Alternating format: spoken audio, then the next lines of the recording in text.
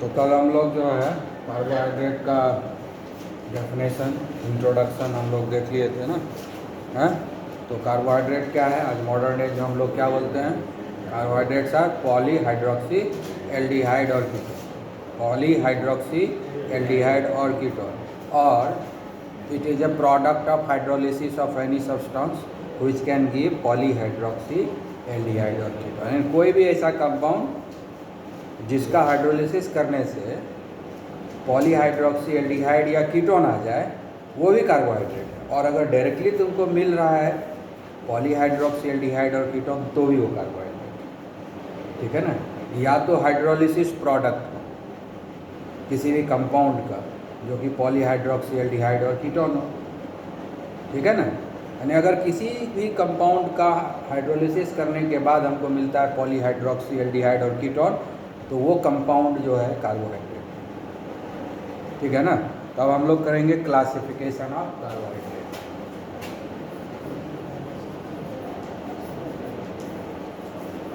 Classification of carbohydrate. तो carbohydrate को हम लोग क्या बोलते हैं?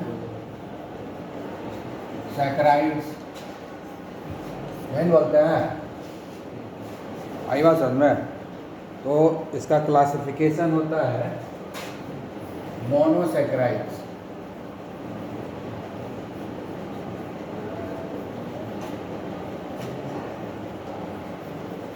दूसरा हो गया ओलिगोसैकराइड्स,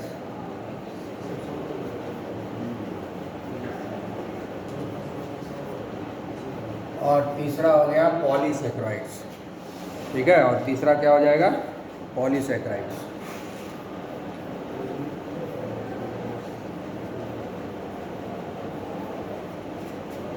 मोनोसैकराइड्स क्या हो गया? ये polyhydroxy aldehyde and ketone, one unit of polyhydroxy aldehyde and ketone. समझ गए? सबसे सिंपलेस्ट कार्बोहाइड्रेट है, इसको क्या बोलते हैं? Simplest carbohydrate which cannot be hydrolyzed further, which cannot be hydrolyzed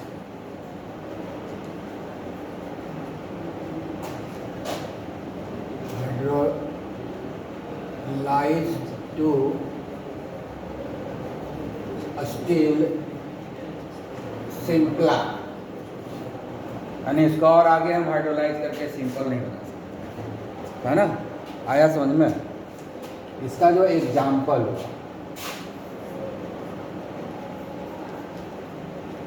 glucose,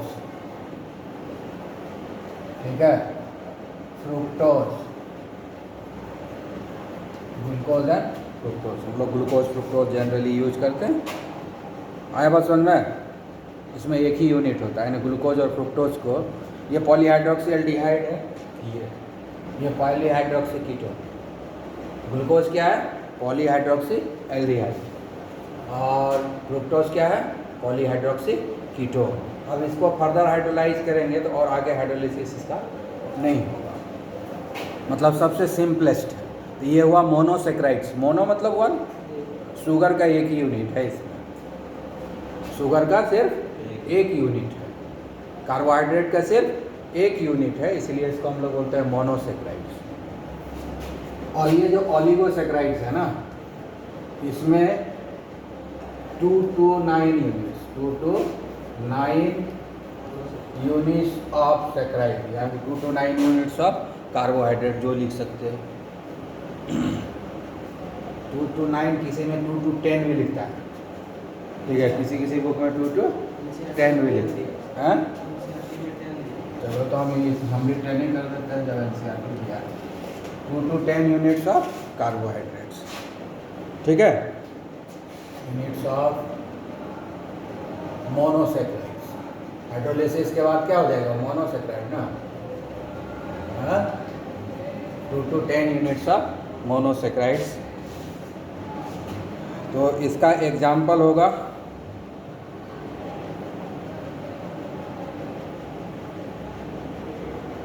जैसे कि इसमें 2 यूनिट्स आएगा, ओलिगोसेक्राइड्स को क्या बोलेंगे? डाइसेक्राइड्स। डाइसेक्राइड्स एग्जाम्पल हो जाएगा सुक्रोज एंड माल्टोज। एग्जाम्पल हुआ सुक्रोज एंड माल्टोज। सुक्रोज देखे हो? सुक्रोज देखे हो? कहाँ रहता है सुक्रोज? हर आदमी घर में रहता है। चीनी, यह है चीनी। Sugar cane juice, sugar cane juice, इसी में दोनों है, ग्लूकोज एंड फ्रुक्टोज। तो घर में जो चीनी खाते हैं उसमें ग्लूकोज भी है, फ्रुक्टोज भी है। तो सुक्रोज को जब हाइड्रोलिसिस करोगे तुमको ग्लूकोज और फ्रुक्टोज का एक एक यूनिट, 1 यूनिट अगर इसका हाइड्रोलाइज करोगे सुक्रोज का तो तुमको ग्लूकोज और फ्रुक्टोज दोनों मिलेगा। आई बात समझ में? हाँ, क्लियर? और यानी ये जो है इसको जब हम हाइड्रोलिसिस कराएंगे तो क्या बनेगा? ग्लूकोज एंड फ्रुक्टोज, तो हुआ ना डाइसेक्राइड। और माल्टोज का जब हम हाइड्रोलिसिस कराएंगे तो दोनों ग्लूकोज ही मिलेगा, 2 यूनिट ऑफ ग्लूकोज। यानी 2 ग्लूकोज यूनिट आपस में जुड़ जाता है तो माल्टोज। एक ग्लूकोज और एक फ्रुक्टोज आपस में जुड़ता है तो सुक्रोज। तो ये हो गया हमारा डाइसेक्राइड्स, समझे? उसी तरह से ट्राइसेक्राइड होगा।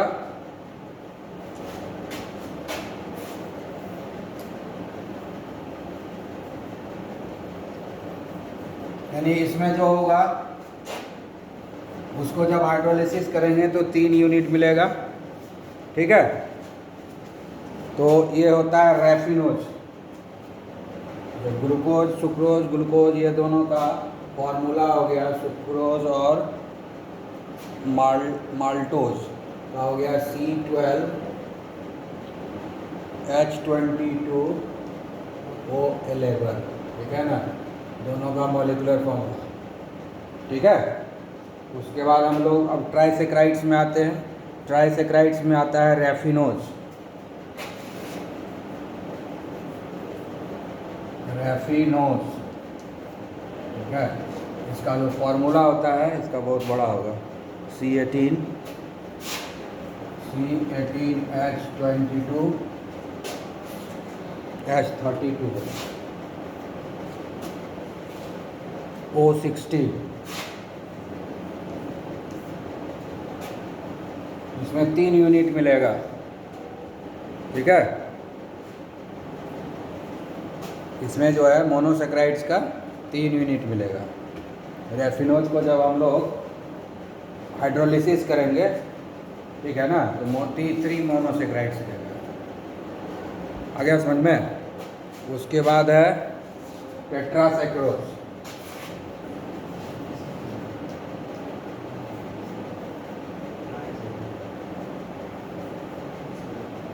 टेट्रासेक्राइड्स, ठीक है? टेट्रासेक्राइड्स इसमें 4 यूनिट देगा। इसका एग्जाम्पल है स्टैकियोज।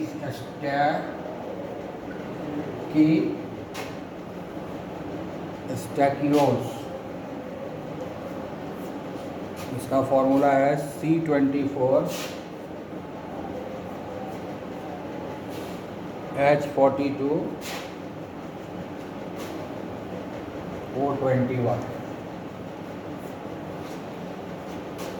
समझ गया? ये 3 यूनिट देगा ग्लूकोज का, ये ग्लूकोज का 3 यूनिट देगा और ये ग्लूकोज का 4 यूनिट देगा हाइड्रोलिसिस करने पर। ये ग्लूकोज का 3 यूनिट देगा और ये ग्लूकोज का 4 यूनिट देगा, इसलिए इसको टेट्रोज। इसी तरह से पेंटोज, हेक्सोज, है ना? इसी तरह से आते जाएगा। 5 कार्बन 5 यूनिट देगा, 6 यूनिट देगा, 7 यूनिट देगा, ठीक है? तो ये हो गया, किसका हो गया? ओलिगोसेक्राइड्स हो गया। जिस ओलिगोसेक्राइड्स इसको बोलेंगे वैसा कार्बोहाइड्रेट जिसको हाइड्रोलिसिस करने के बाद 2 से लेकर के 10 तक मोनोसेक्राइड्स देता है, ठीक है ना? इसको हम लोग बोलेंगे ओलिगोसेक्राइड्स। अब हम लोग पॉलीसेक्राइड्स देखेंगे। यानी ये 11 से लेकर के जितना भी आगे होगा सब पॉलीसेक्राइड्स होगा, है ना। 10 यूनिट से ज़्यादा देता है हाइड्रोलिसिस होने के बाद अगर कोई कार्बोहाइड्रेट है, और 10, 11 या उससे ज़्यादा मोनोसेक्राइड देता है हाइड्रोलिसिस होने के बाद, तो उसको हम लोग बोलेंगे पॉलीसेक्राइड्स। ठीक है, तो इसका एग्जाम्पल क्या हो गया, इन्हें लार्ज नंबर ऑफ रहता है। पॉपुलर एग्जाम्पल हुआ स्टार्च। ठीक है, उसके बाद हमारे लीवर प्लांट में जो है स्टार्च जमा होता है, और हम लोगों के लीवर में जमा होता है ग्लाइकोजन। बायोलॉजी पढ़ते हो, हाँ? कहाँ जमा होता है? लीवर में जमा होता है ग्लाइकोजन। हम लोग जो खाते हैं ना, तो ग्लाइकोजन जमा होता है। जब लीवर भर जाता है तब पेट में जमा होता है, जान में जमा होता है। ये सब जो देख रहे सब ग्लाइकोजन का नतीजा है, समझ गया ना? हाँ, लीवर भर गया है, उसके बाद इधर फिर यहाँ, समझ गया? यानी एक्स्ट्रा जो है कार्बोहाइड्रेट हमारे बॉडी में। ये है ग्लाइकोजन जो एनिमल्स में होता है। स्टार्च जो है वो प्लांट में होता है। इसको हाइड्रोलिसिस करोगे, इसको हाइड्रोलिसिस करोगे, सब ग्लूकोज देगा। मैनी यूनिट्स, बहुत ज़्यादा, 1000-2000 यूनिट देगा। समझ गया? आया समझ में? इसका इस दोनों का फॉर्मूला होता है C6H10O5N। अब डिपेंड करता है अलग अलग प्लांट्स में कितना यूनिट होगा। स्टार्च का 1 यूनिट का फॉर्मूला है C6H10O5, स्टार्च का 1 यूनिट है। ऐसा ऐसा बहुत सारा जुड़ता है, समझे? आई बात समझ में? हैं? तो इसमें जो है 11 से ऊपर जितना भी होगा सब आएगा। स्टार्च है, और जो एक है प्लांट में एक और है सेलुलोज, जिसको हम लोग ने पचा पाते हैं। स्टार्च तो फ्रूट्स में बीज में जमा होता है, उसके बॉडी में जमा होता है सेलुलोज। ये दोनों प्लांट में ही है। इसको हम लोग नहीं पचा पाते हैं, इसलिए हम लोग लकड़ी पत्ता है सब नहीं खाते हैं। सबसे ज़्यादा एनर्जी इसी में है, इसलिए जानवर लोग हमसे क्यों ज़्यादा मजबूत होता है, क्योंकि सेल्यूलोज खाता है। सेल्यूलोज में सबसे ज़्यादा एनर्जी है। इस तीनों का फॉर्मूला यही है, इस तीनों का फॉर्मूला यही है। ये एन का नंबर जो बदलते जाएगा, समझ गए? आई बात समझ में? ये 3 पॉपुलर पॉलीसेक्राइड्स है तो बहुत सारा पॉलीसेक्राइड्स, ये 3 पॉपुलर सेक्राइड्स है। हम लोग ये दोनों को खाते हैं। नॉन वेज खाते हैं तो ग्लाइकोजन, नॉन वेज खाएंगे तो ग्लाइकोजन, वेजिटेरियन है तो स्टार्च। समझ गए? क्योंकि ये जो है सीड में रहता है, फ्रूट्स में रहता है, ठीक है ना? सीड में और फ्रूट्स में ये मिलेगा, और ग्लाइकोजन एनिमल बॉडी में मिलेगा, है ना? मसल्स में, सभी मसल्स में ग्लाइकोजन रहेगा। और उसका सेलुलोज जो है बॉडी, प्लांट बॉडी में रहता है ना? प्लांट के बॉडी में रहता है। सेलुलोज को हम लोग डाइजेस्ट नहीं कर सकते हैं, क्योंकि उसका कोई भी एंजाइम हमारे मशीन ही नहीं है। बताया था ना, एंजाइम क्या है? मशीन है ना?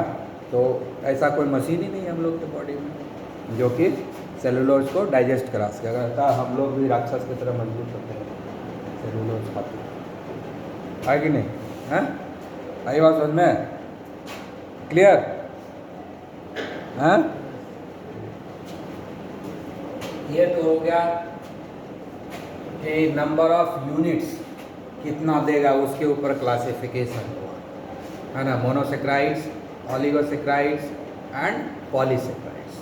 Classification on the basis of hydrolysis. ये होगा classification on the basis of hydrolysis. अब classification on the basis of taste, classification on the basis of taste. Starch हम लोग खाते हैं, मीठा लगता है। ग्लाइकोजन खाते हैं, मीठा लगता है? नहीं ना लगता, नहीं लगता। कहाँ लगता है? कहाँ लगता है? है। तो टेस्ट के आधार पर, है ना, टेस्ट के आधार पर कार्बोहाइड्रेट दो तरह का होता है, शुगर, दूसरा non sugar. Sugar and non sugar. जो स्वीट इन टेस्ट है उसको शुगर बोलते हैं, और जिसमें स्वीट टेस्ट नहीं है वो नॉन शुगर। तो शुगर में कौन कौन आएगा? मोनोसेक्राइड्स। जितना मोनोसेक्राइड्स है ना वो सब हमको मीठा लगता है खाने में, ठीक है। और डाइसेक्राइड्स, आई बात समझ में? मोनोसेक्राइड्स एंड डाइसेक्राइड्स, बस ये दो ही स्वीट लगेगा। बाकी जो भी है सब इसमें आएगा, ओलिगो एंड पॉली।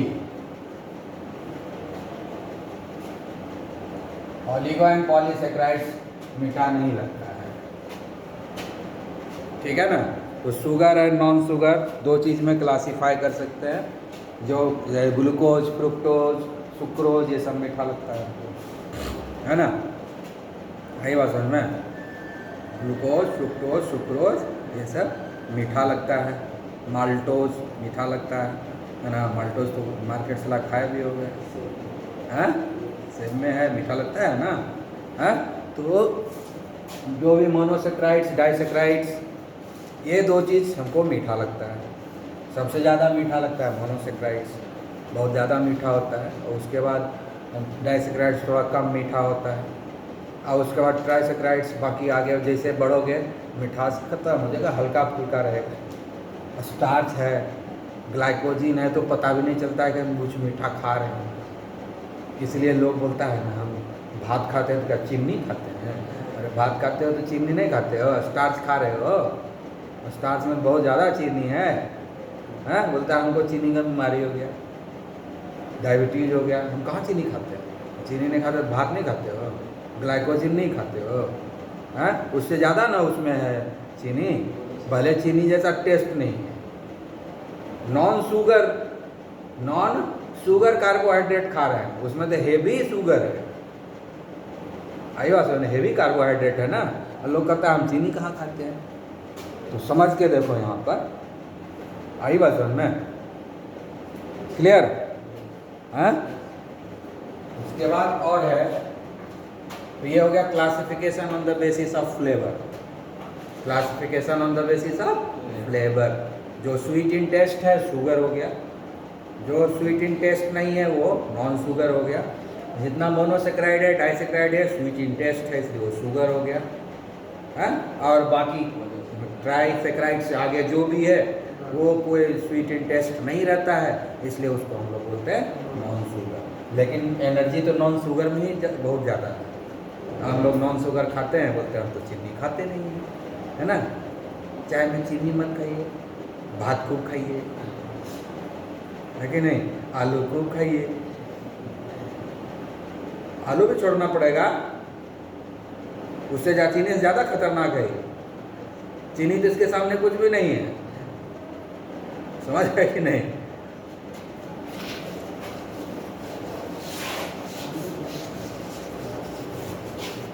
अब क्लासिफिकेशन करेंगे,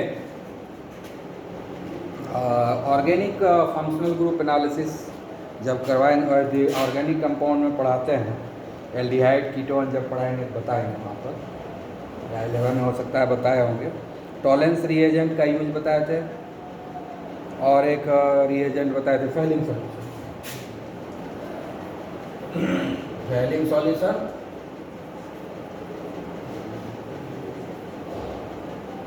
और टॉलेंस रिएजेंट दोनों बताए थे ना, हाँ।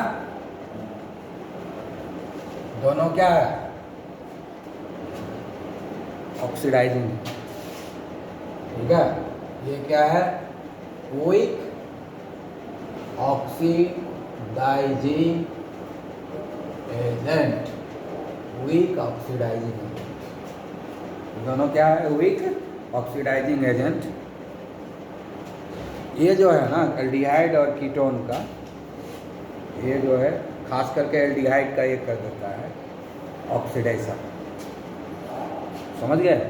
खासकर क्लियर? ये चूँकि ऑक्सीडाइजिंग एजेंट है, जब हम इसका रिएक्शन शुगर से करवाएंगे तो शुगर का ऑक्सीडेशन होगा, यानी सैकराइड का ऑक्सीडेशन होगा, यानी वो रिड्यूसिंग एजेंट होगा। रिएक्शन हम क्या करवाएंगे, इस दोनों का रिएक्शन हम किससे करवाएंगे, फेलिंग और टॉलेंस का रिएक्शन हम करवाएंगे सैकराइड से, यानी कार्बोहाइड्रेट से। ठीक है, दोनों में रिएक्शन होगा। तो ये ऑक्सीडाइजिंग एजेंट है,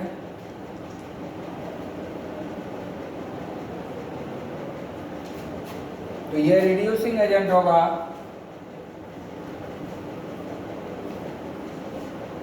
यानी सैकराइड इसको रिड्यूस करेगा।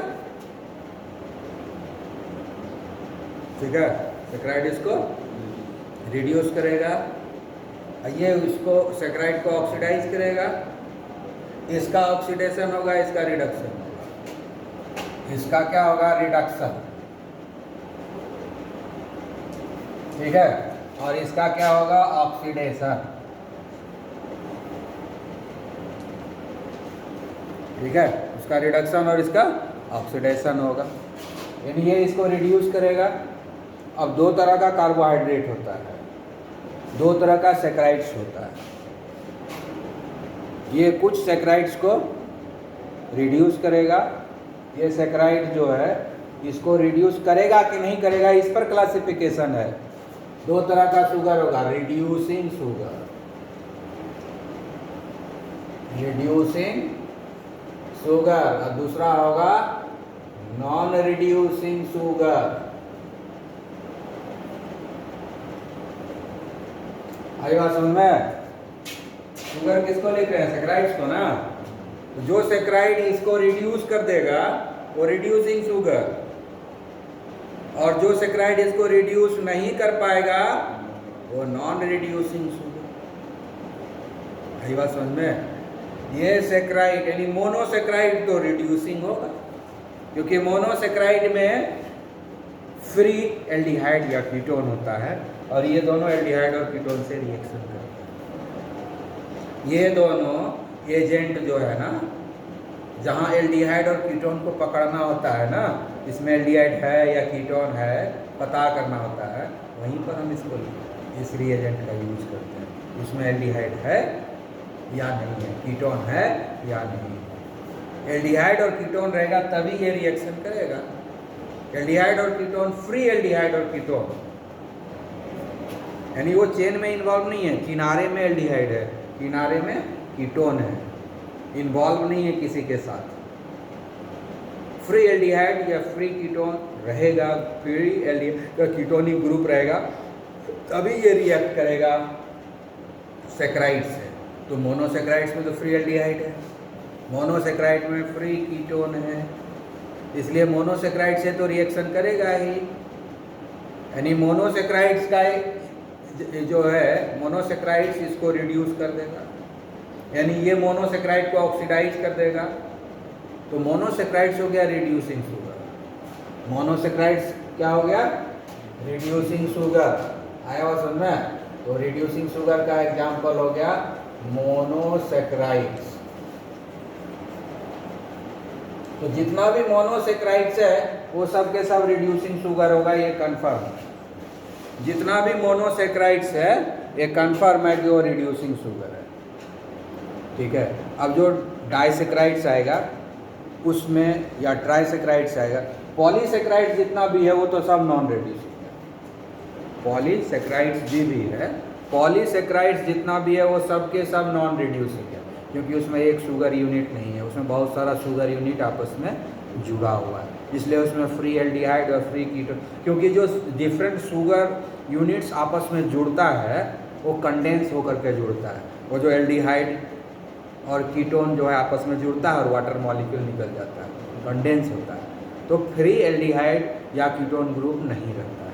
तो जब फ्री एल्डिहाइड और कीटोन ग्रुप नहीं रहेगा, इससे रिएक्शन नहीं होगा, तो नॉन रिड्यूसिंग होगा। तो पॉलीसैकराइड्स तो नॉन रिड्यूसिंग होगा। लेकिन ओलिगोसेक्राइड्स में कुछ है, खास करके डाइसेक्राइड्स, ट्राइसेक्राइड्स, ये सब टेट्रासेक्राइड्स, यहाँ तक रिड्यूसिंग हो भी सकता है, नहीं भी हो सकता है। अगर उसमें किनारे में एक आध गो भी बच गया है एल्डिहाइड और कीटोन किनारे में, क्योंकि ये जब एक से ज़्यादा यूनिट जुड़ता है, ये एल्डिहाइड और कीटोन के थ्रू ही जुड़ता है। एल्डिहाइड और कीटोन, जब दो एल्डिहाइड दो कीटोन आपस में जुड़ेगा तो उससे वाटर निकलता है और वो कार्बोनिल ग्रुप के थ्रू सब जुड़ते जाता है। तो कार्बोनिल ग्रुप यहाँ पर इन्वॉल्व हो गया लिंकेज में, डिफरेंट शुगर यूनिट जो आपस में जुड़ रहा है उसके लिंकेज में इन्वॉल्व हो गया, तो वो अब एल्डिहाइड ग्रुप रहा ही नहीं, तो कैसे रिएक्शन करेगा, नहीं ना।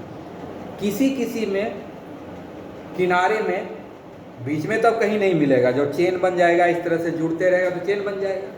तो किनारे में एक मान लो किसी में एल्डिहाइड ग्रुप एक आध गो फ्री रह गया किनारे वाला यूनिट में, तब वो रिड्यूसिंग हो जाएगा। यानी ओलिगोसेक्राइड जो है वो रिड्यूसिंग हो भी सकता है, नहीं भी हो सकता है, डिपेंड करता है कि उसमें फ्री एल्डिहाइड ग्रुप है या नहीं। ओलिगोसेक्राइड्स में और मे नॉट बी रिड्यूसिंग, मे और may not be reducing sugar, समझ गए। लेकिन पॉलीसेक्राइड्स तो कन्फर्म है वो जो है नॉन रिड्यूसिंग होगा। जैसे कि मोनोसेक्राइड्स कन्फर्म है कि वो रिड्यूसिंग शुगर होगा, मोनोसेक्राइड्स कन्फर्म है कि वो रिड्यूसिंग शुगर होगा। उसी तरह से पॉलीसेक्राइड्स कन्फर्म है कि वो नॉन रिड्यूसिंग होगा, ठीक है। लेकिन ओलिगोसेक्राइड्स जो है मे और may not be reducing sugar, यानी कुछ रिड्यूसिंग होगा कुछ नॉन रिड्यूसिंग होगा। वो हम लोग आगे पढ़ेंगे कौन रिड्यूसिंग है और कौन नॉन रिड्यूसिंग है, ठीक है। अब देखो, तो यहाँ पर ये जो रिड्यूसिंग शुगर हम बता रहे हैं यहाँ पर, तो जैसे ग्लूकोज है और फ्रुक्टोज है, ग्लूकोज है और फ्रुक्टोज है, ये दोनों क्या है, रिड्यूसिंग है कि नॉन रिड्यूसिंग है? रिड्यूसिंग है, लेकिन ये दोनों जुड़ करके क्या बनता है, सुक्रोज, ठीक है। ये नॉन रिड्यूसिंग डाइसेक्राइड से, ठीक है, डाइसेक्राइड से ना, एक में एल्डिहाइड ग्रुप है और एक में जो है कीटोन है। यही एल्डिहाइड और कीटोन आपस में फ्यूज कर जाता है, एल्डिहाइड और कीटोन आपस में फ्यूज करके वाटर मॉलिक्यूल निकाल लेता है। तो ना तो एल्डिहाइड ग्रुप उसके पास फ्री है ना कीटोनिक ग्रुप फ्री है। आई बात समझ में? तो ये नॉन रिड्यूसिंग होगा कि नहीं। और ज़्यादातर केस में क्या होता है कि ये एल्डिहाइड को ही चेक करता है, वीक ऑक्सीडाइजिंग एजेंट है ना, तो एल्डिहाइड को तो ऑक्सीडाइज कर देता है आसानी से, कीटोन को नहीं कर पाता है हमेशा। आ गया यहाँ पर समझ में? हाँ, ठीक है।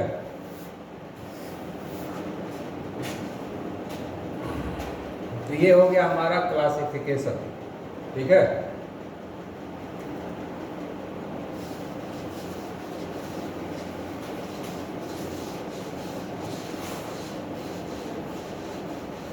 अब अगर मिठास की बात करोगे तो सबसे ज़्यादा मीठा सबसे कम मीठा कौन है, ठीक है।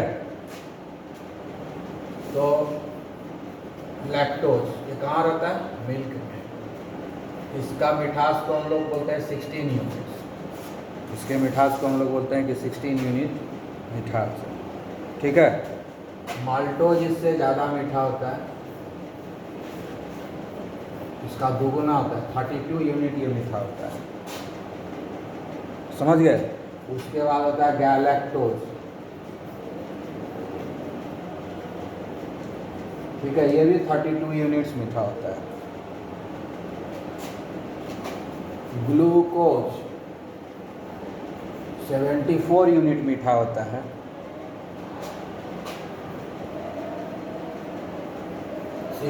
सुक्रोज 100 यूनिट मीठा होता है। उसके बाद फ्रुक्टोज, फ्रुक्टोज होता है 173 यूनिट मीठा होता है, ठीक है। सुक्रोज को 100 दिया गया है, सुक्रोज चीनी है ना, उसको 100 माना गया है, ठीक है ना। सुक्रोज को 100 माना गया है, 100% मीठा है, ठीक है, एक वही कॉमनली यूज्ड शुगर है, इसलिए उसको 100 दिया गया, ठीक है। अब उससे कंपैरिजन किया गया, कम है कि ज़्यादा है। ये 100 है तो लैक्टोज अगर ये 100 यूनिट है सुक्रोज तो लैक्टोज 16 यूनिट्स है, उससे कम है। फ्रुक्टोज सुक्रोज से 173 यूनिट मीठा है, ठीक है। उसके बाद जो है इसके अलावा जो है कुछ ऐसा भी है जो कार्बोहाइड्रेट तो नहीं है लेकिन वो मीठा है, जैसे जिसको हो जाता है डायबिटीज तो एक केमिकल खाता है सैकरीन, ये कार्बोहाइड्रेट नहीं है, ये कार्बोहाइड्रेट नहीं है, एनर्जी प्रोवाइड नहीं करता है। एक्चुअली ये एक तरह का प्रोटीन पेप्टाइड्स है, प्रोटीन टाइप का मॉलिक्यूल है, डाइजेस्ट नहीं होता है हमारे बॉडी में, लेकिन ये किडनी को हार्म करता है, इसलिए वो नहीं खाना चाहिए। हाई डायबिटीज छोड़ दो, नहीं खाओ चीज़ें। हाँ, ये एक्सटर्नल चीज़ है ना, ये नेचुरल नहीं है, एक्सटर्नल है, और ये कार्बोहाइड्रेट नहीं है इसलिए ये एनर्जी नहीं देता है, लेकिन स्वीटनेस बहुत ज़्यादा है। स्वीटनेस कितना है समझो, 500 यूनिट्स, ये 100 है तो ये 500, लेकिन ये कार्बोहाइड्रेट नहीं है, इसलिए ये हमको टेस्ट तो देता है, एनर्जी प्रोवाइड नहीं करता है, और ये अनडाइजेस्टेड बॉडी से निकलता है, ठीक है। तो ये कुछ न कुछ किडनी में, लिवर में फंस जाता है, वही आगे जाके प्रॉब्लम जो लंबे समय से चाय में लेता है ना लोग, शुगर फ्री यही है, ठीक है। और भी लेता है, और मिठाई बनता है इससे, एस्पार्टेम,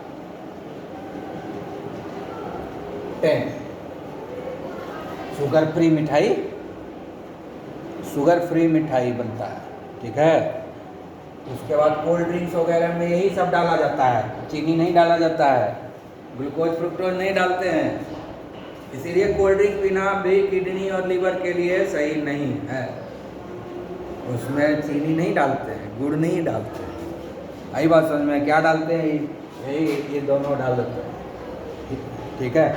ये है हीट स्टेबल है, गर्म करने पर भी ख़राब नहीं होता है, इसलिए इसको मिठाई बनाने में भी यूज कर सकता है, चाय बनाने में भी यूज कर सकता है, चाय बनाने में ही चलता है मेनली। और एस्पार्टेम जो होता है ना वो ठंडा में भी स्टेबल रहता है, इसे गर्म में वो ख़राब हो जाता है, तो इसको यूज करते हैं आइसक्रीम वाला सब। आइसक्रीम सब आता है ना उसमें चीनी नहीं डालते, हम लोग का होता है चीनी डालते हैं, ये डालते हैं, हेल्थ के लिए बहुत ख़राब है वो सब। घर में अगर हम आइसक्रीम बनाएंगे चीनी डालेंगे, लेकिन जो आता है ना मार्केट में, इंडस्ट्री में, वो चीनी नहीं डालता तो महंगा पड़ेगा उसको, हाँ समझ गए, यही डालता है, इसीलिए वो हेल्थ के लिए ख़राब है। पुराने ज़माने में चॉकलेट बनता तो चीनी ही डालता था, लेकिन अब नहीं डालता है, अब यही सब डालता है। इसलिए आज का जो फास्ट फूड है ना वो हमारे ज़िंदगी के लिए बहुत ख़राब है, लीवर और किडनी दोनों के लिए, तो ये ध्यान रखो। आजकल ऐसा ऐसा केमिकल आ गया है, ये दोनों से कोई भी कार्बोहाइड्रेट नहीं है, लेकिन मीठा कितना ज़्यादा है देखो, आए सुनिए। इसके अलावा भी और है, केमिस्ट्री इन एवरीडे लाइफ है, घटा दिया है हाँ, हट गया, उस चैप्टर में दिया हुआ है कितने तरह का शुगर, आर्टिफिशियल शुगर है उसमें दिया हुआ है, पढ़ लेना, बहुत खतरनाक है, समझ गए कि नहीं। कुछ मिठाई बनाने के लिए है, कुछ कोल्ड ड्रिंक्स में, आइसक्रीम्स में है, और कुछ जो है गर्म करने के लिए मिठाई बनाने, जो हीट स्टेबल है उसको मिठाई बनाने में यूज़ करते हैं। Sugar free sweet, sugar free sweet खाता है ना लोग, तो आप तो डायबिटीज ऐसे ही है, आपका लीवर किडनी पहले से कमज़ोर है, ऊपर से आप शुगर फ्री खा रहे हैं, तब जाइए कीजिएगा, समझ गए कि नहीं, हाँ।